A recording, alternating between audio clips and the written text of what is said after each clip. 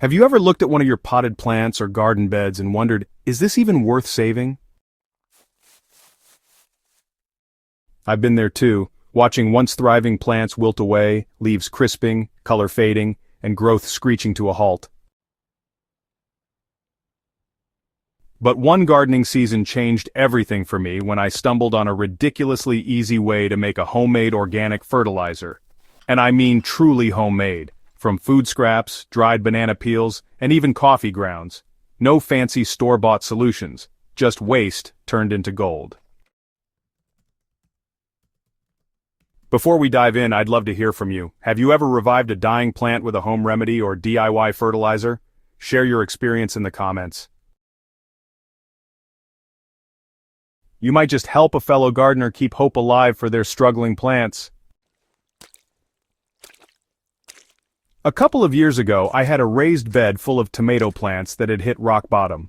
They looked lifeless, yellowing, stunted, and barely flowering. I knew tossing them and starting fresh would be the quick fix, but I also knew the soil needed help, not just the plants. So I turned to my compost bin, where I had been piling up banana peels, used coffee grounds, eggshells, shredded paper, and vegetable scraps for months.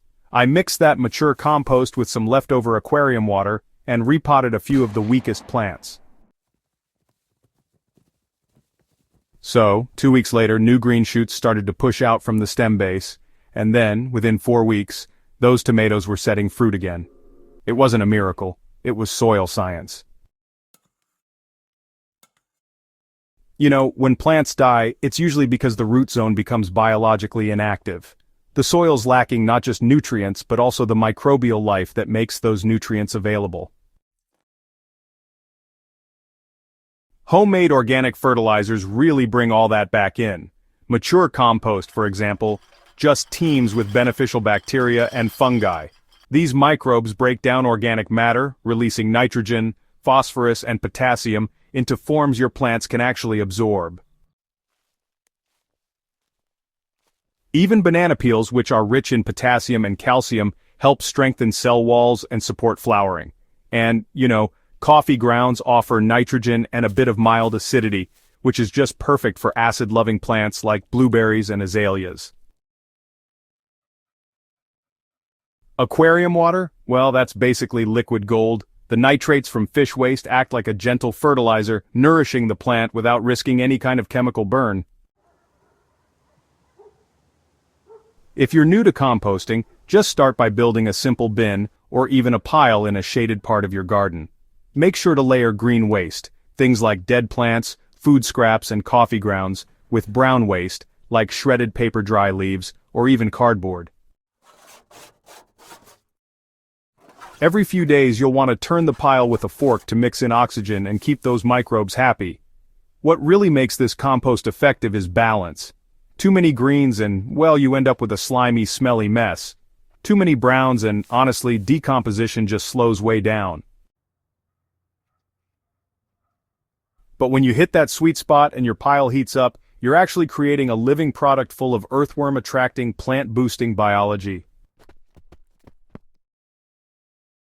In about 6 to 12 weeks, depending on your climate, you'll have dark, crumbly compost that smells just like a forest floor.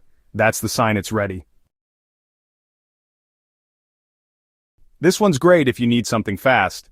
I save banana peels throughout the week, lay them out to dry, then crush them into powder using a blender.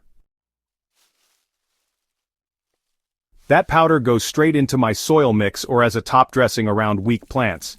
In one test, I added banana peel powder to a container tomato that had dropped all its leaves. 10 days later, tiny new buds were forming. The potassium had kicked root metabolism into high gear. Used coffee grounds are perfect for boosting nitrogen in your garden. Just be sure to mix them into the soil so they don't clump and dry out.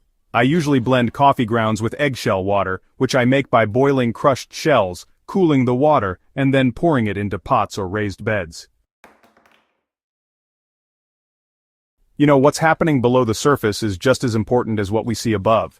The calcium in eggshells, for example, strengthens root cell membranes, while the coffee, well, it really improves microbial activity. I've personally seen earthworm populations increase in garden beds treated this way, which is always a good sign your soil is becoming more alive. For dyeing potted plants, you can make a compost tea. Just soak a handful of finished compost in a bucket of dechlorinated water for about 24 hours, stir it occasionally, and then water your plants with the strained liquid. I like to call it liquid soil life. It's loaded with microbes and soluble nutrients that give roots an immediate health boost. In a small test, I used this on a dying chili plant that had completely collapsed after a heat wave. In just 5 days, the stems were standing again, and within 2 weeks, new growth emerged. If nothing else is working, repotting your plant in fresh compost-amended soil is often the restart button it needs.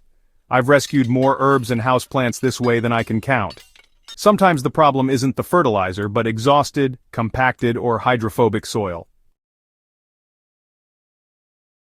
If you've got plants on the verge of giving up, don't reach for synthetic fertilizer just yet.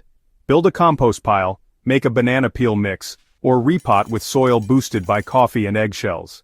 Nature has already provided the ingredients. Your job is to bring them together in the right way. This isn't just about saving plants, it's about building a living soil system that keeps feeding itself and your plants year after year.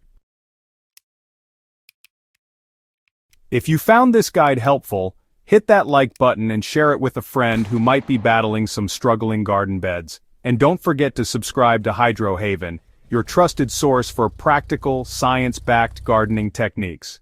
Until next time, keep your soil alive and your plants thriving.